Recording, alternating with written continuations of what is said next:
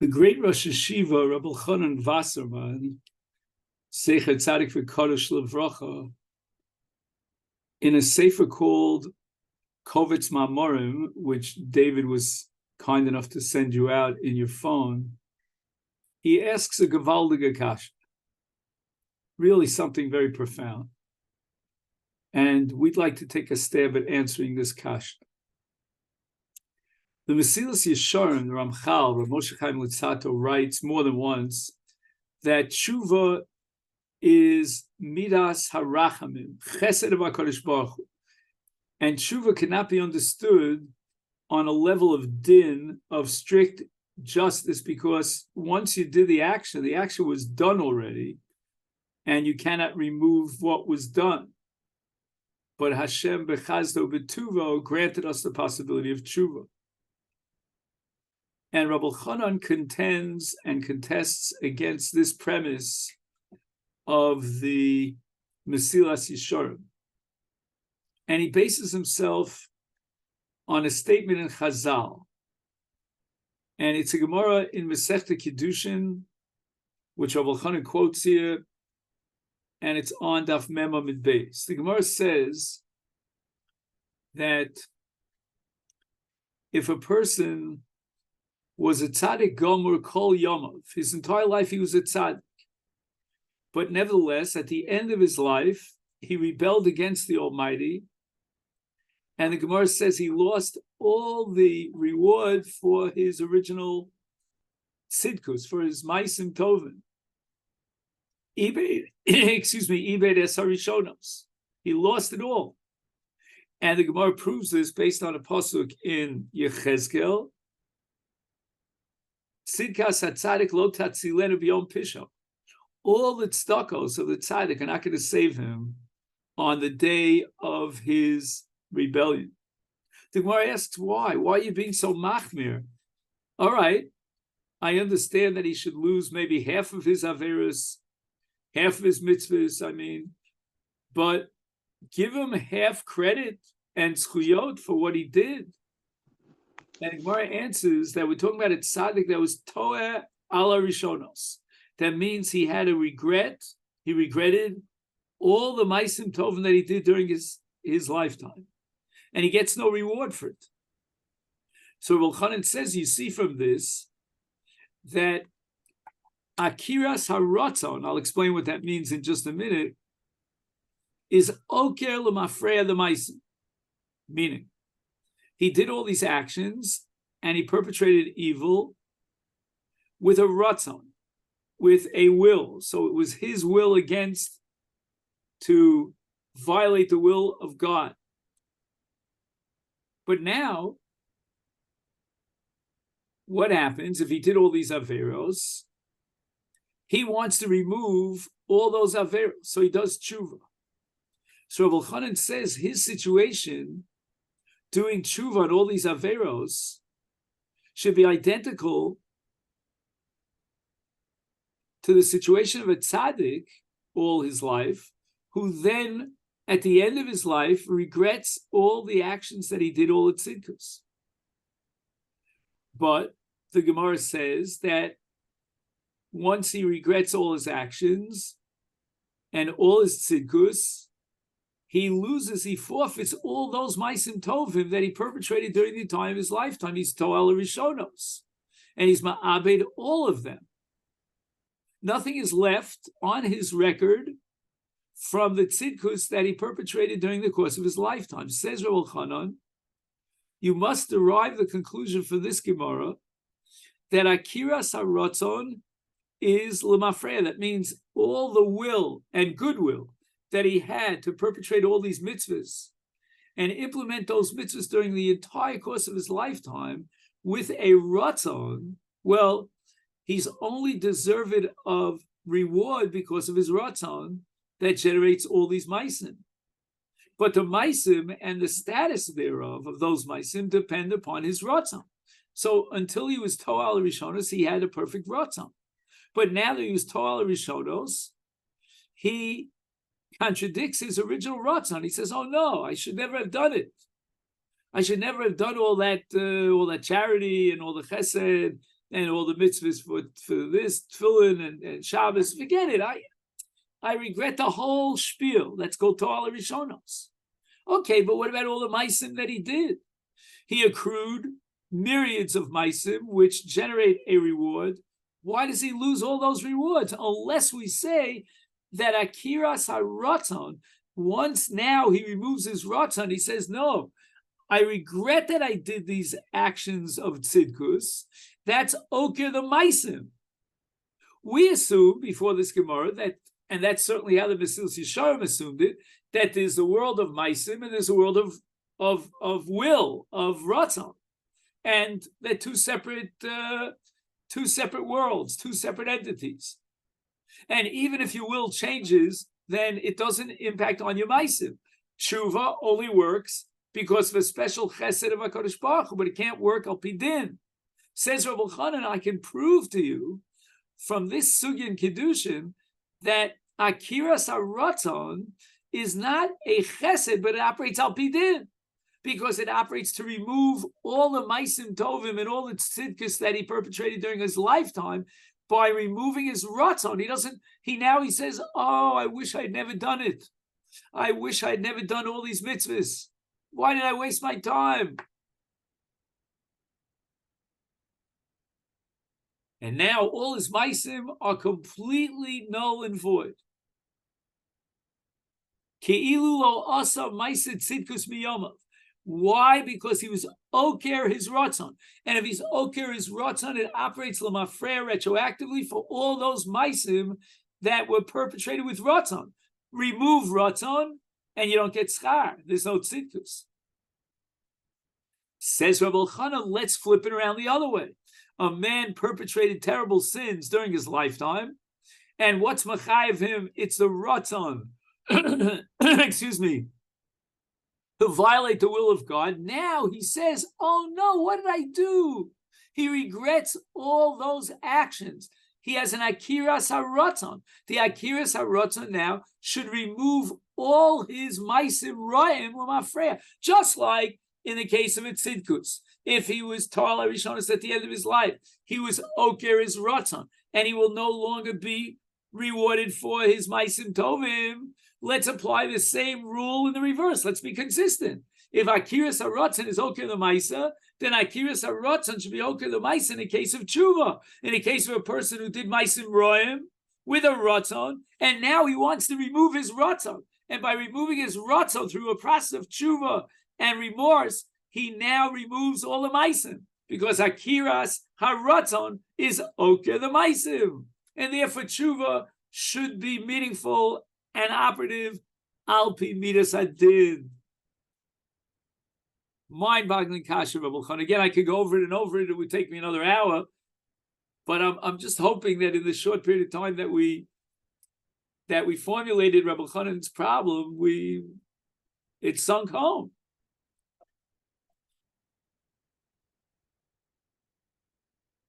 So the bottom line is Rabbi Elchonon does not understand why Rav Moshe Chaim Litzato established, without blinking and without a shadow of a doubt, that the entire enterprise of Teshuva is predicated on Chesed of HaKadosh Baruch Hu. It could not possibly work and operate within a valid system al pi midas hadin, according to the strict letter of the law. And that's the premise that Rabbi Elchonon is contesting against. What I'd like to try to do, you'll be the jury, and I have not shared this with anyone. I would like you to judge if we can possibly come up with a valid answer to Rabbi Elchonon's kash. Are you ready for it? It may take me some time, so you got to be ready for it. It looks like, okay, you're still there. Because for a moment you look like you were frozen here.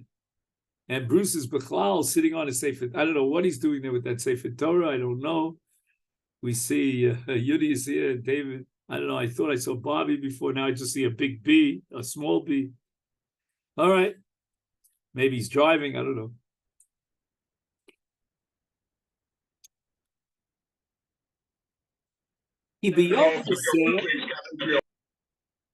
Yechaper aleichem l'tar eschem mikol avonosechem. Yom Kippurim is described in two different words. Lechaper and l'taher.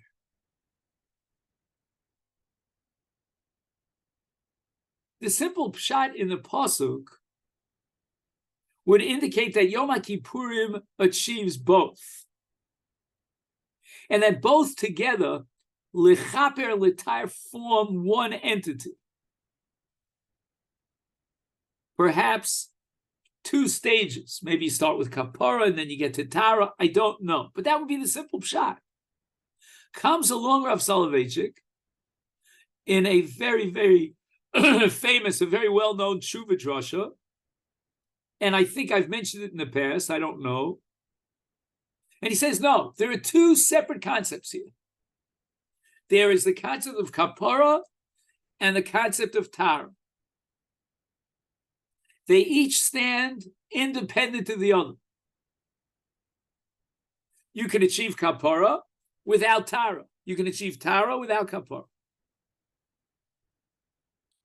For example, and Rav Soloveitchik gave two examples.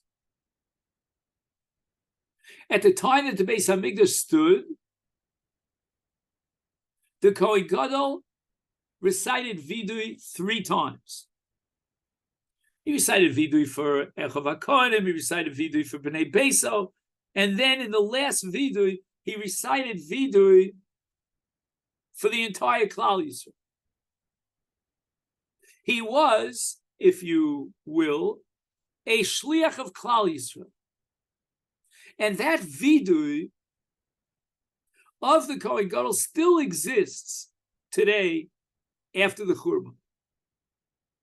And the shliach tzibur in any particular tzibur will recite vidui on behalf of the entire tzibur.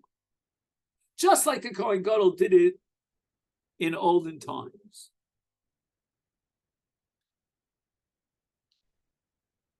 Rav Soloveitchik says, I don't understand. Could it be possible that you could send a shliach for vidui? Is it thinkable that so-and-so is going to recite vidui on my behalf? Well, if that be the case, I'm embellishing in my own words, why can't I ask you to be notel lulav, to sit in the sukkah? Who remembers the kasha of the Rambam against Rabbeinu Tam regarding Tekiah Shofar? That according to you, Rabbeinu Tam says, argues the Rambam, every person should have to blow his own shofar, like every person takes his own lulav, and every person has to sit in the sukkah, and every person has to eat his own matzah. I can't send you a shliach. It's what we call a mitzvah sheba gufo. How could somebody recite vidui on behalf of someone else? How could the vidui, the Kohen Gadol, or for that matter, the vidui, the shots, be meaningful and effective through the mechanism of shlichus? Is there shlichus in the mitzvah of vidui? And the Rambam opens up Hilchos Teshuva, chayav l'svados. Does he mean vidui vicariously through the emissary, through the proxy of the shliach? Says the Rav, that vidui of the Kohen Gadol is not a vidui of Tahara, but rather a vidui of kapara. And in fact, the Rav says if you read meticulously the nusach of the piyut in Musaf for Yom Kippur, you'll see at one point after the vidui of the shots turns to the people with one word. What's that word? Titharu. I can't be your shliach. But says the Rav, he can be our shliach for kapara, but we cannot achieve Tahara through a shliach. What's the difference between kapara and Tahara? The Rav says the following. If I borrow money from you, I owe you a chov. Every matmos, every halva generates a chov. And I can't get out of the chov unless I'm poreah, unless I pay back the chov. However, there is a way of getting off the hook of a chov even without payment. And what's that called? Mechila. Says Rav Soloveitchik in the Nimshal, every time a person sins, every chet generates a chov. And how does that chov express itself? How do you pay back the chov? Through an onesh. This is the key word today. Ayin vav nun shin an onesh. And HaKadosh Baruch Hu, it's one of the Yud Gimel Yesodos of our faith. HaKadosh Baruch Hu is not a vatron. He doesn't just look the other way, but rather there's an onesh. Whether the onesh is b'dei shamayim, whether the onesh is how long you live, whether the onesh is b'mishpat and in a bezdin shel mata, whatever the onesh is, there's no such thing as chet without an onesh. And I have to tell you here, this is a Maimer Musgar in parentheses, that there are other approaches, but very hard to understand them. And in a certain world, the Ashkafa, the Weltanschlag is, God is my pal. I can pat him on the back and say, oh, let it go by. We're good friends, good buddies. Okay, I messed up a little bit, sorry. Or as the Canadians say, sorry. I still don't remember exactly how they said it, but no. The Gemara says in Bava Kama Kol Omer HaKadosh Baruch Hu Vatron Yevatru Eschaya. There is a din, there is a cheshbon, and there is onesh. And when a person violates the will of God, he generates a chiyuv onesh. But there is mechila on a chov. HaKadosh Baruch Hu could be mochel the chov, just like if you owe someone 1,000, he could be mochel you. And what is a synonymous term for mechila? Kapara, you guessed it. Kapara equals mechila. HaKadosh Baruch Hu says, I'm willing to wipe off the chov and let you get off the hook. But you've got to earn it. You have to go through a mahalach that will lead and generate kapara. And by the way, the kapara might not be an all or nothing proposition. There may be different levels of kapara. HaKadosh Baruch Hu might reduce the severity of your punishment depending upon how much you deserve kapara. But there is a concept of removing the onesh. How? Through kapara. However, says Rav Soloveitchik, hate does a lot more than just generate an onesh. Hate pollutes and contaminates the neshama tahara sher nasatabi. God has given us at birth a neshama tahara. The natural state of the neshama before man violates the will of God is Tahara. Tahara he. It's natural Tahara. But Chet, unfortunately, removes that Tahara. It changes the person. It transforms him. And his very status from that of a tzaddik. He is now contaminated. We have a mitzvah of dveikus and HaKadosh Baruch Hu. When a person is davek in the Makar Chayim, in the Makar Tahara, it's like he jumps into the mikveh by clinging to HaKadosh Baruch Hu. And that action of Tahara is going to bring him back to the state of Anashama Shenasatabi Tahora. But here, at this point, at this juncture, at this crossroads, we need a tremendous amount of effort in order to replace and bring back the neshama tahora to its original state, to remove, to cleanse the soul and remove the tumah. The Ramban writes that the word kapara etymologically means to clean off a surface. You have a surface that's dusty or dirty, you got to clean it off. You've got a neshama that's stained, clean away the stains. That's Tahara. But as we said, it's not an easy matter. Once the soul is stained, how do we replace it and bring back the Tahara, the natural Tahara of a person? And so maybe you could send a shliach for a vidui of kapara. Just like if I want to wipe off a chov, I can ask through a shliach that you, the malva, will wipe off the chov. I can do the same thing for kapara, for HaKadosh Baruch to remove the chov of the onesh. And I can send a shliach for that. Whether it be the Kohen Gadol of old or the shots of today. But Tahara, in the mashal of jumping into the mikvah, oh no. There's no such thing as agency. You got to do it yourself. Hence, the Kohen Gadol turns to the people after reciting Vidui with one single word, Titharu.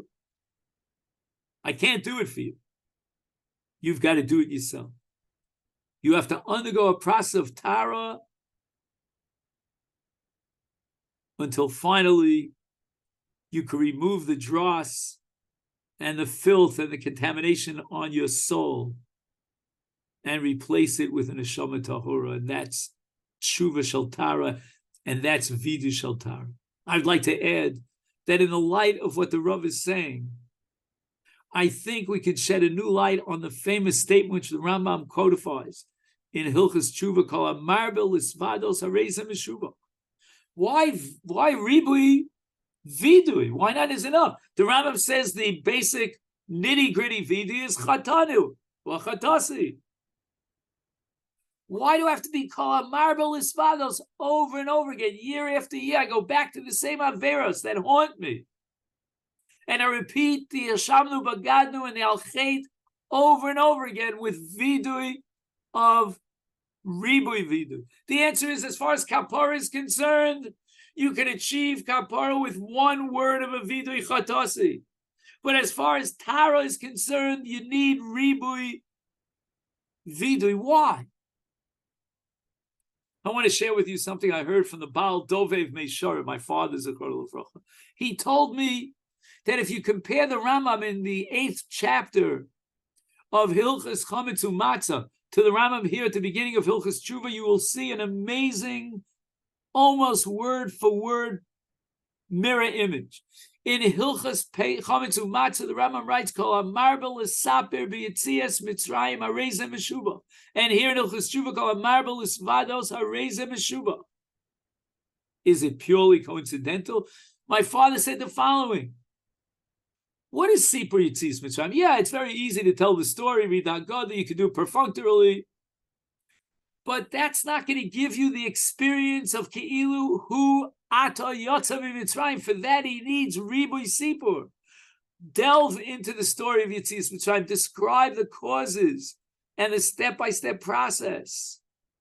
Feel emotionally in your heart what Yitzias Mitzrayim is all about. Experience it. And so too in Vidui.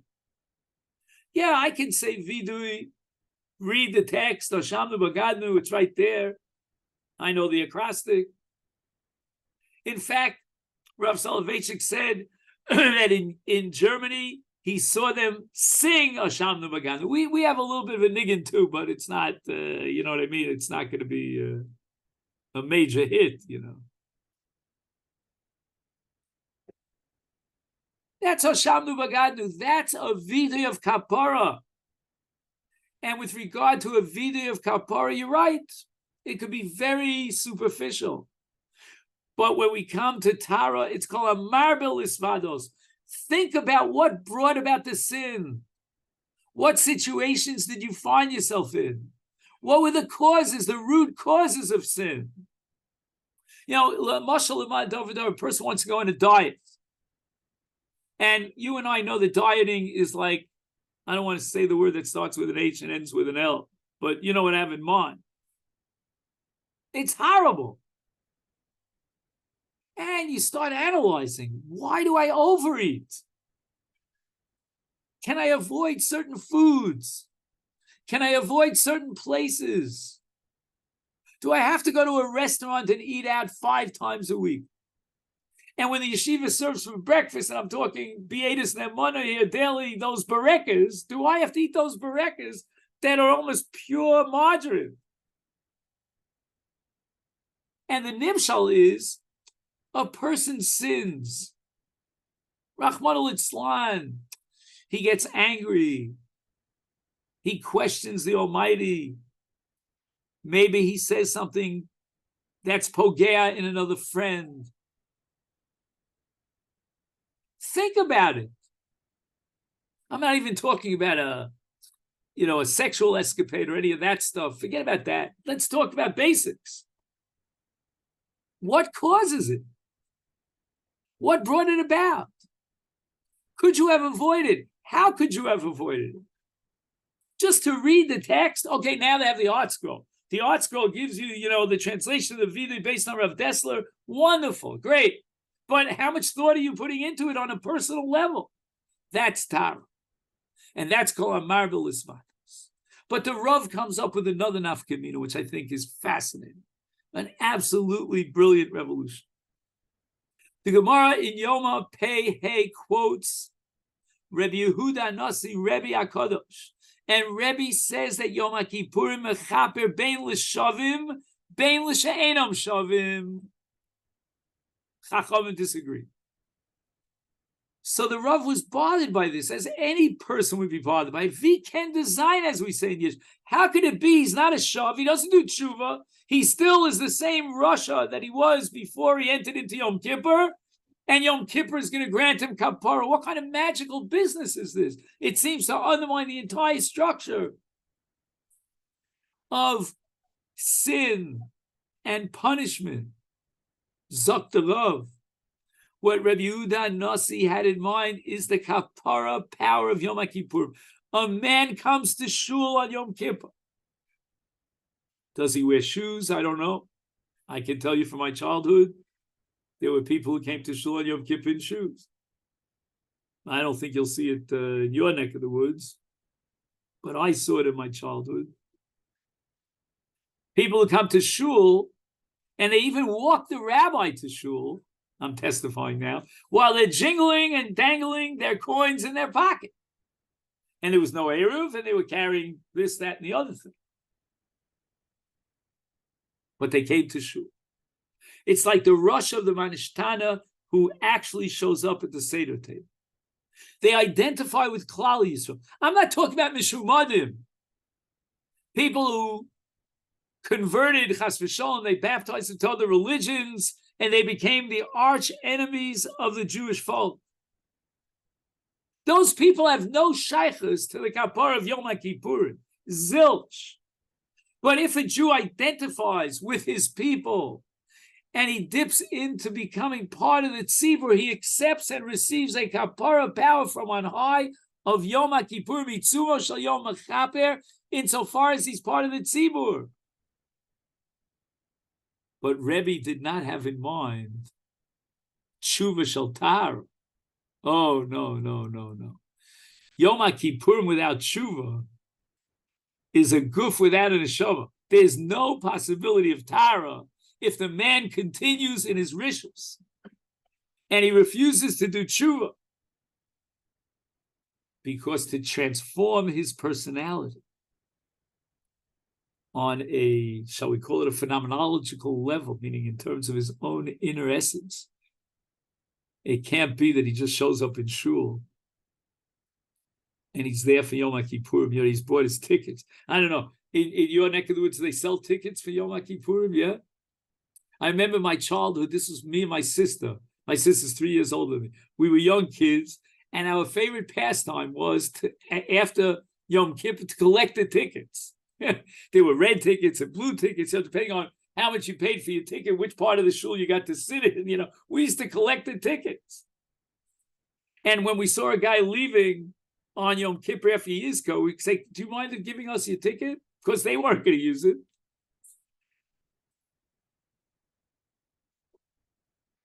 Tahara? Don't even think of it. It never crossed the mind of anybody, certainly not of Reb Yehuda Nasi, that Yom Kippur could be mitayer without tshuva. L'she'enam shavim. So now let's just summarize. We have two nafkaminas now. Nafkamina number one, you can have kapara without tshuva in the vidui of the Kohen Gadol. And the Tahara process you're going to have to undergo yourself. Secondly, according to Rebbe, Yom Kippurim l'she'enam shavim is a machater, but not a mitayer. Tahara requires a personal process. How does a person make amends if, heaven forbid, he offended someone? The Rama has a whole discussion about this at the end of Perek Beis Milchus Tshuva. And the Rambam speaks about being mefayis es chaver, mevakish mechila, and Yom Kippur is not going to do it for him, etc., etc. I saw something amazing in a sefer called Sefer HaTshuva, 3 volumes on Hilchos Tshuva of the Rambam, authored by Rav Yosef Cohen.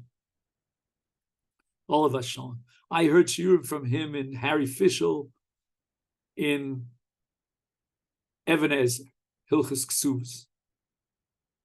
He was a grandson of Tzvi Pesach Frank, the chief rabbi of Yerushalayim, but he was a gadol in his own right. 3 volumes on Hilchos Tshuva. At the end of Perek Beis, Hilchos Tshuva, he's medayik in the Rambam, and he quotes sources to back it up, that when you want to ask mechila from someone that you hurt, you got to go personal.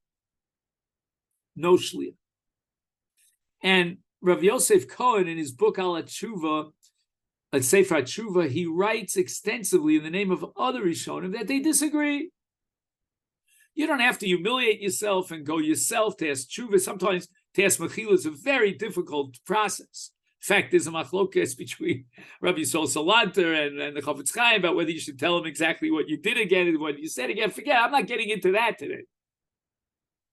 But be that as it may, you want to ask for mechila, send a shliach. In fact, if you look in the Sidurim for Kriyat Shema Shel Alamita, there are many very pious Jews who, when they go to sleep every night, they are mochel anyone who did anything against them. So the question now has to arise, so why, in the diuk of Rav Yosef Cohen in the Rambam, why does the Rambam require that you go personally to ask for mechila? And I think the answer is, there are 2 categories of tshuva. As far as tshuva shel kapara is concerned, send a shliach. In fact, I don't even know if you need a shliach. Let the guy say Kriyat Shema Lamita. Let him declare that he's mochel anyone who hurt him. But my friends, that's not going to change the personality of someone who offended someone else and was pogea in his very own neshama tahora. He needs tshuva shel Tahara. And for that, he's got to humiliate himself. You know, Rabbeinu Yonah in Shari Tshuva speaks over and over again about busha. And busha means either in front of the Ribono Shel Olam. We don't have it, where the Galach comes there to listen to your vidui. But there's an aspect of vidui of busha. And not only that, Rabbeinu Yonah speaks about it, how busha cleanses the personality. I would suggest that when you go to ask mechila personally, then what you're undergoing through that busha is a process of tahara. It's a very profound process, a very deep process of tahara. You know that the Meiri wrote an entire treatise on tshuva. It's called Chibur HaTshuva. I want to thank David for sending it to your phones. In the Chibur HaTshuva, the Meiri speaks about shlemus inyan HaTshuva. Meaning, there are 2 levels of tshuva, and the perfect level is called shlemus inyan HaTshuva. Says the Meiri, what's the difference between bottom, basic tshuva and shlemus inyan? Says the Meiri that azivas hachet That's it. I'm not sinning anymore. I made a decision. That's enough for tshuva.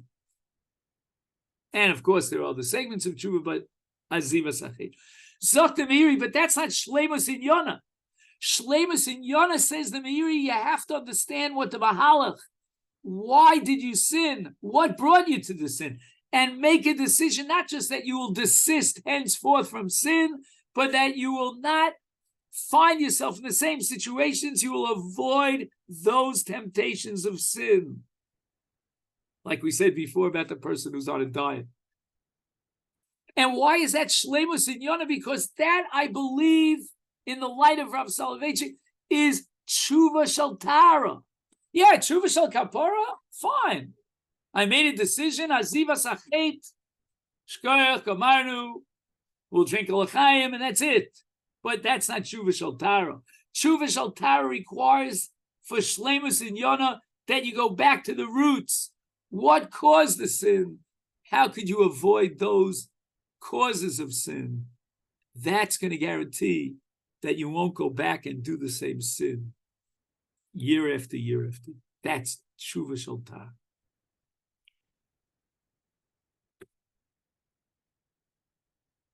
There's an amazing Mishnah in Masechta Yevamos that boggles the mind. It's on Daf Pei Zayin. I think you have it in your phone.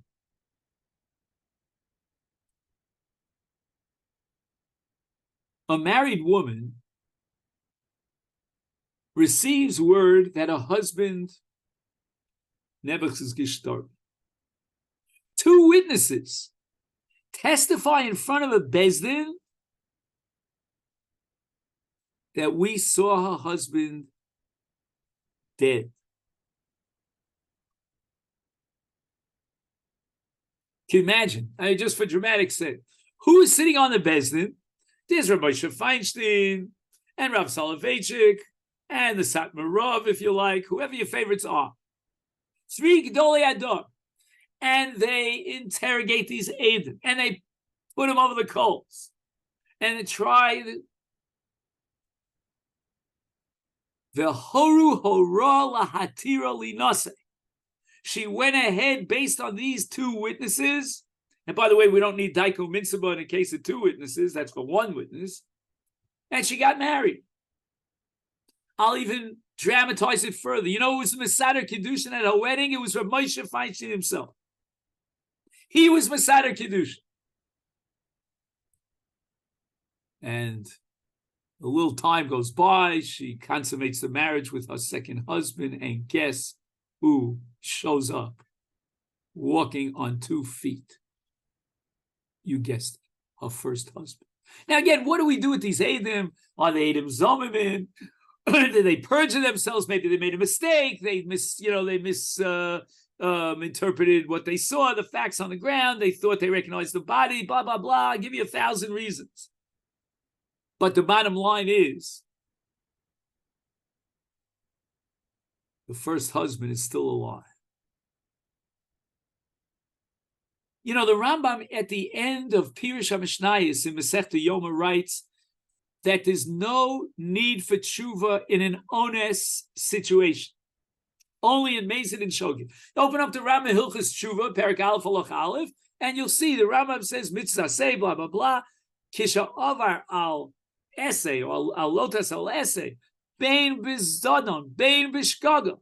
What does the Rambam omit when he talks about the Chiyuv Tshuva? Ones. Ones? Circumstances beyond your control? Shogeg has an element of pshia, of negligence. But where's the negligence in ones? So the Rambam says that in ones there's no need for tshuva. And yet, what do I do with this case? She relied on 2 witnesses. Eidim Ksherim. She got remarried. Rav Moshe was Mesader Kiddushin. Ein lecha ones gadol mizeh. And the Mishnah paskins that she has to bring a korban.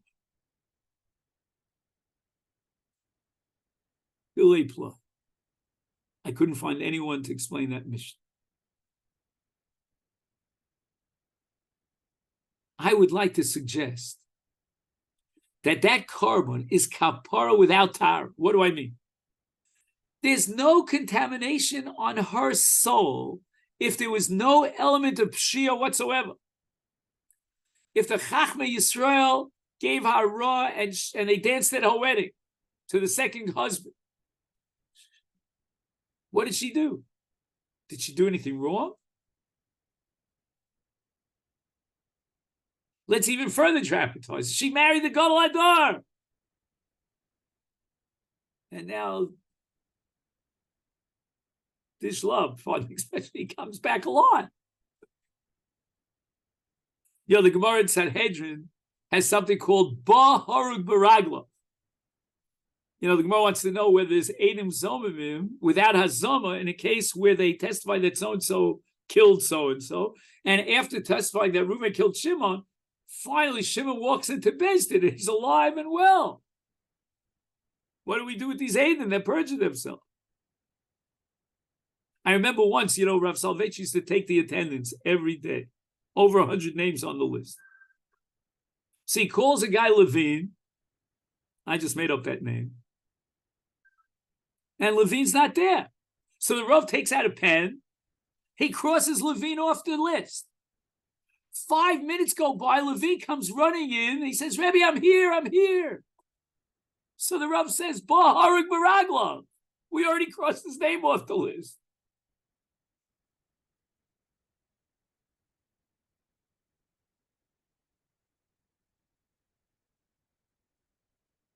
But there are two worlds.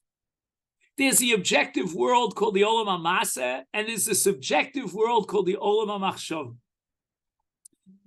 In the subjective world of Machshava, she did nothing wrong.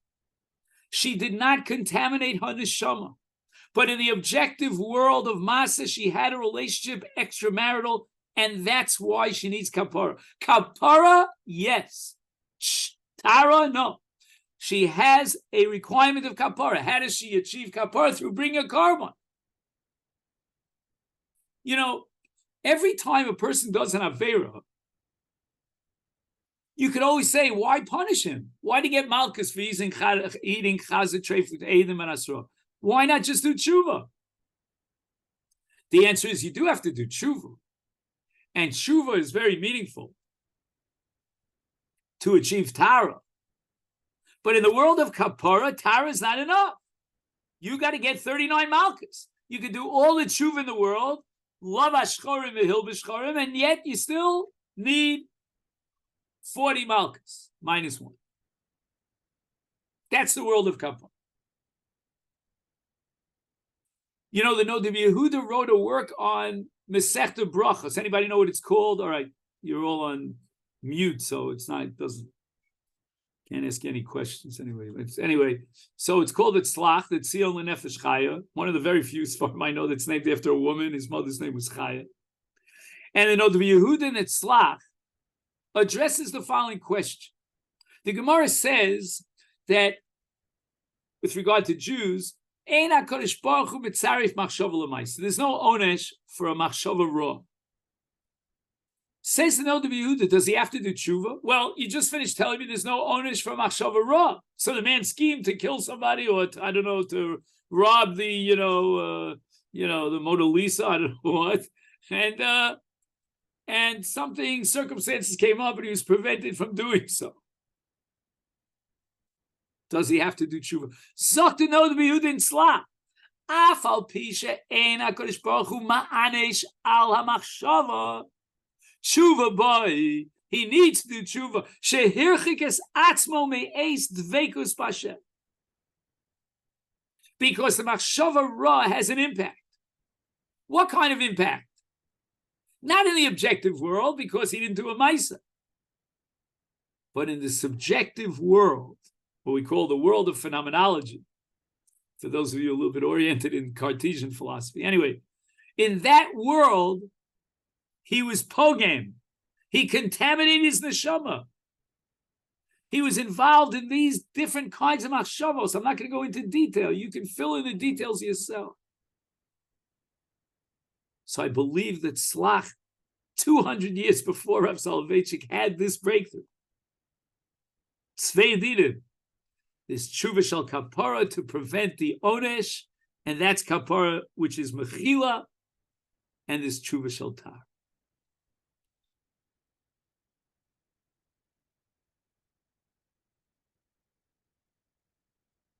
The Rambam writes at the beginning of Hilchos Teshuva that every machaper, like Yom Kippurim, like Karban, like Tshuva, every machaper needs vidu, must be accompanied by vidu.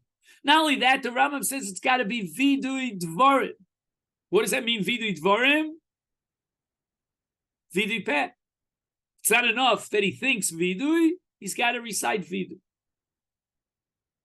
And Allah Mefarshim, they all object to this Rambam.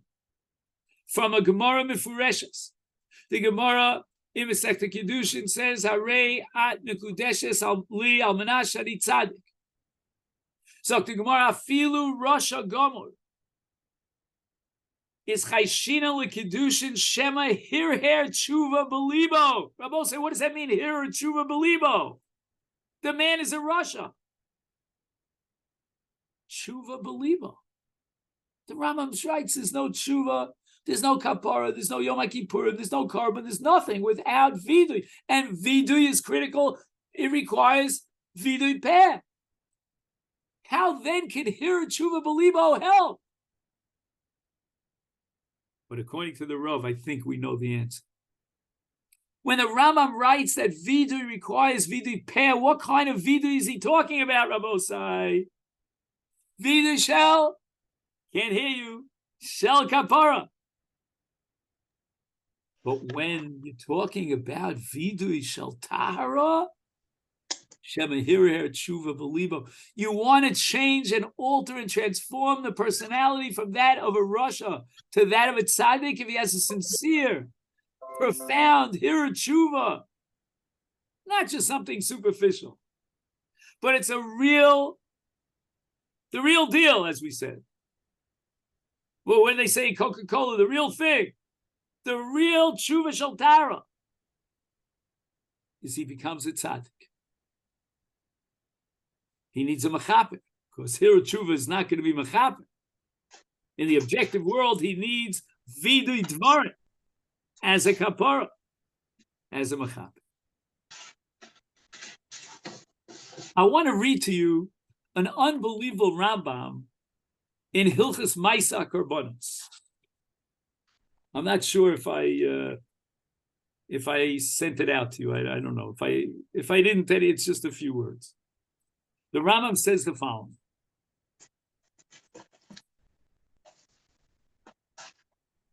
Perek Gimel Haloch Yidal. Ketzad Somech. We're talking about the mitzvah of smicha. We had it recently, by the way, in the Daf Yomi, smicha.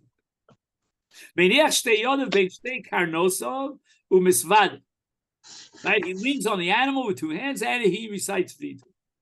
Next halacha Teshuva. Ketzad misvada. Listen carefully to the language of the Rambam. Omer chatasi avisi pashati. Again, this is a dion here. I'm not getting into it, whether it means he has to say all three or he chooses one of the three. Chatasi avisi pashati. V'yasisi kach v'kach. Now listen carefully. V'chazarti b'tshuva lefanecha. V'zu kaparos. What's v'chazarti b'tshuva lefanecha?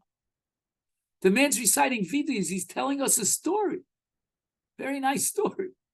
Chazarti b'tshuva lefanecha. What's that got to do with vidu? The answer is that vidu is a machaper, but it's not a matayr. What he is saying is that I have rights to stand here in front of the kohanim and do smicha on the korbanos and request the machaper because I already underwent the process of Tahara. Reminds me al Piterach Hadrush. Don't take me literally on this, but I'm the son of a darshan. There's a machlokes rishonim in a case where you buy a used kli, a used utensil from a guy.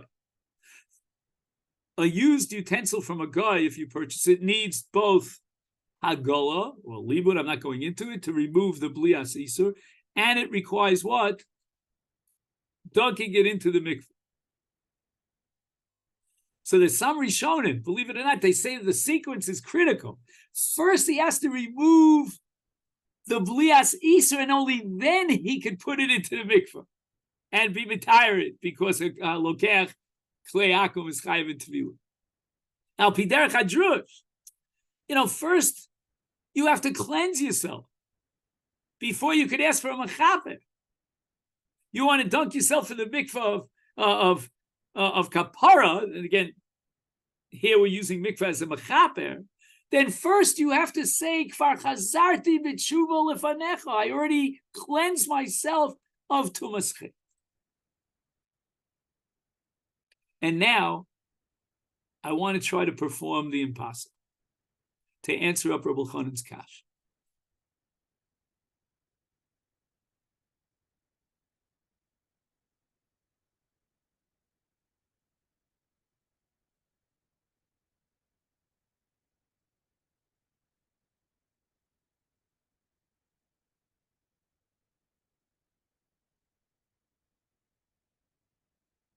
A man performed or implemented many averos during the course of his lifetime, his period of time.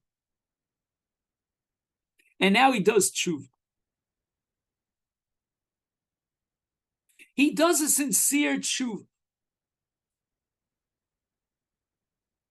And HaKadosh Baruch Hu accepts his tshuva. Says Ramchal, that's b'midas chazdo v'tuvo lifnim mishus hadin. Rabbi Elchonon asks why. He was oker his rotzon.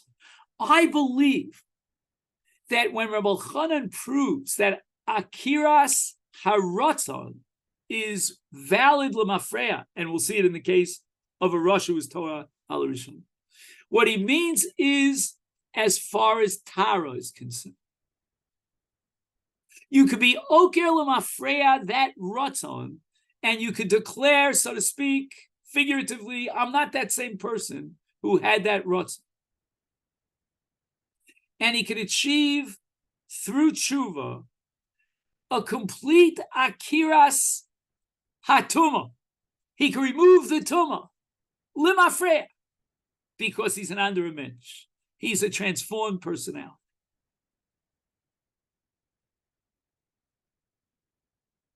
But nevertheless, we need midas harachamim, because what was done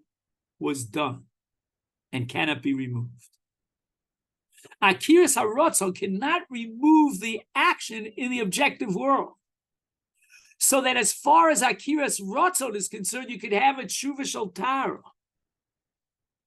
He can stand up and say to the Rebbeinu Shalom, I'm not the same person. I've cleansed myself of all that spiritual dross. I regret that I ever rebelled my will against your will, because ritzoni lasos ritzonecha. And in that new state, we cannot drag along with him the tumas chet of bygone years. He has removed that hunchback, that heavy, heavy burden of tumas chet. He is now dovek in Shechina through undergoing a sincere, profound process of tshuva shel Tahara. But as far as the world of kapara is concerned, we must have midas hachesed shelo al pi din to remove the chiyuv onshim. The chiyuv onshim are irrelevant and independent of his status as a tzaddik or a rasha through Tahara. His tumah and Tahara is one thing. That's in his personal level. That's bein adam liatzmo. But as far as the objective action, that was done. And for that, to achieve kapara and to prevent and protect him from all the punishments of all the myriad of actions of rishus, for that tshuva is not going to help.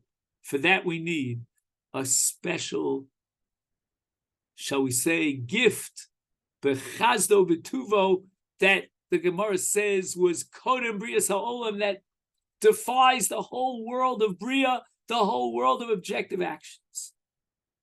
And Rabbi Elchonon's kasha now, I think, is far infinite. Because what was Rabbi Elchonon's kasha? A person was a tzaddik kol yomov, and now he became a Russian, and he was to'al rishonos, and he loses all the schar. Why not say that akiras harotzon?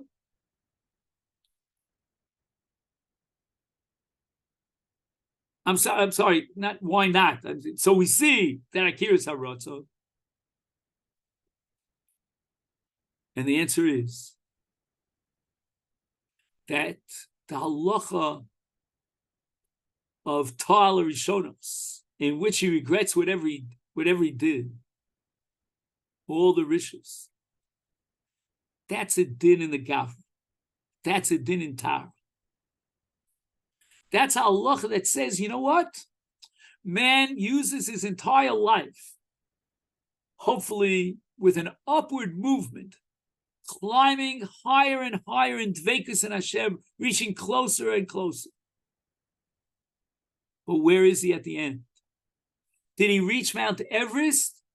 Did he reach the pinnacle? Or did he fall all the way down? And here, we're going to say that Akiras HaRatzon is an Akira. And all those good intentions and Ritzonos, which accrue as a merit to the Gavra, they're lost because the Gavra is a different Gavra. And in terms of Tumah V'Tara, he's back to square one. He has fallen from the highest to the lowest. He is To'al Rishonos, is Ibed Kol Mitzvosa. That's as far as the inner personality of the Gavra is concerned. So that now I think we have an answer to Rabbi Elchonon's kash. And Rabbi Elchonon says, does Akiras HaRatzon operate or doesn't? And the answer is the following. That in the world of Tara and Tumah, Akiras HaRatzon is operative. It's valid and it's meaningful and powerful. And it works in two directions, both consistent. As far as the Gavra is concerned, what did you achieve over a lifetime of tzidkus if at the end of the day you regretted the entire business you were Ta'al Rishonos? Where is your nefesh? Did you really proceed and advance your nefesh? All that you can lose with one tumble, with one fall. Humpty Dumpty sat on the wall and had a great fall. And in the case of tshuva, eino chinami. You want to be okir your ratzon, it's valid. You want to be matire yourself from all that tumah and cut yourself off and say the Gavra is what he is today. And today he's an absolute tzaddik. Forget about everything else as far as tumah.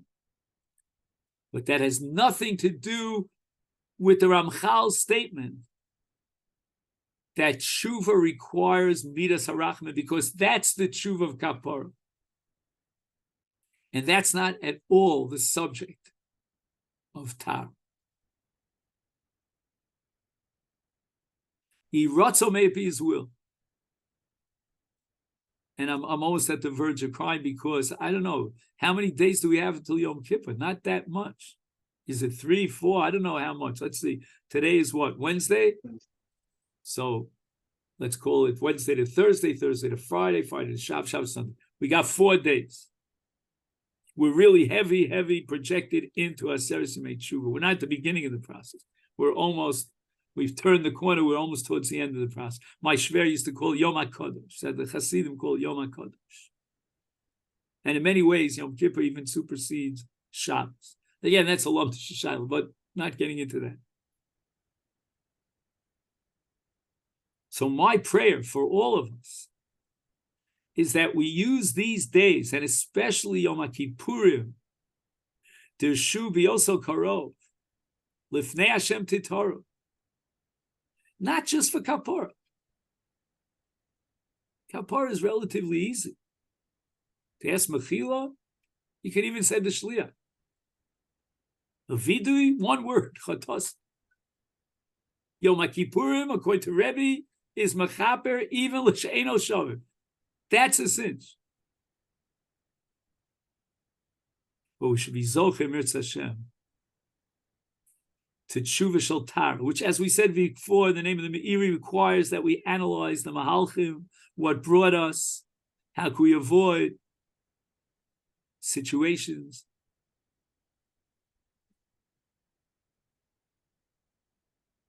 We may require that we are not only marbe b'vidui, but that for that Tahara, we have to undergo busha. It's very painful to ask mechila from someone, very humiliating. It demands a tremendous amount of kochos hanefesh. We should have all those, garnish all those sort of hidden kochos hanefesh that are deep within our souls to achieve not just lechaper aleichem, but l'tayr eskem HaKadosh Baruch Hu will be metayr us. We'll have dveikus. We'll have transformed ourselves to tzaddikim and being written in the Sifrei Tzaddikim, li'alta l'chaim l'shalom amen. We have a quick question. Amen. Amen. It just at the end, the Rebbe was talking about that it will take him to Tahara, but he hasn't gotten kapara yet, right? With regards to, but from how the Rav's been talking about this the whole time, would you not say that the tshuva of kapara has to be done before getting to Tahara? I mean, it's just. I thought it was just the opposite. Why do you feel it should be kapara first and then Tahara? Yeah, because the kapara, in order to get to the opposite, Tahara comes first. Yeah. To get to Tahara, you first would you not say you first have to acknowledge? I mean, I'm going according to the tshuva sforim. First you have to acknowledge what you've done wrong. That's the number one step. So that's kapara before you can get to Tahara. Tahara is changing yourself. How do you change yourself without acknowledging that you've done something wrong beforehand? Again, if Yom Kippurim is mechaper with tshuva, the Rambam writes, then whatever steps and segments and conditions for tshuva are embedded in the tzumo shel yom power of kaparas Yom Kippurim. So it's not enough just to say aziva sachet. I need a kabbalah al-asid. The Rambam writes kabbalah al-asid means v'yoyed all of your day talumas lo'olameinu chozul dovrzeh. That's tshuva shel Tahara. In fact, it always occurred to me, and please analyze this and tell me whether you agree or not, but you have to think about it and read the Rambam. There's a difference between Perek Aleph of Hilchos Tshuva and Perek Beis of Hilchos Tshuva. In Perek Aleph, the Rambam is talking about kapara, and he goes through all the machaprim, and he requires vidui as a condition in kapara, vidui dvarim, as we said. Then he gets to Perek Beis, and he speaks about tshuva gemura, the shleimus of tshuva, and he was there, and this and that, v'yoyed all of your day at tulumos. That's already tshuva shel Tahara. But in terms of the chronological order, what I was trying to suggest is that Tahara should precede kapara. Who are you to ask for kapara without first experiencing some sort of life-transforming tshuva process? And you matara yourself. You come in with a chas v'sholom and neshama tameah, and you say to Ribono Shalom, please grant me kapara. It's like if I would ask you to wipe off a chov of 1,000 shekel, and you say to me, Rabbi Berzon, you're a nice guy, but look at your record. I mean, time after time, you take these alvos and you don't return them. You come and ask for kapara, and you're still the zelba tameh that you were before. It's almost like tovel v'sheretz b'yoda. Okay, then I'm gonna Okay, thank I'm going to you. wish you. I have a Daf Yom Mashiach coming up soon, so I'm going to wish you a wonderful, wonderful Yom Kippur. They say in the yeshivas the high point of the year and Simcha. There's great Simcha of Yom Kippur. Okay, thank you. All through. Thank you so much. Go to.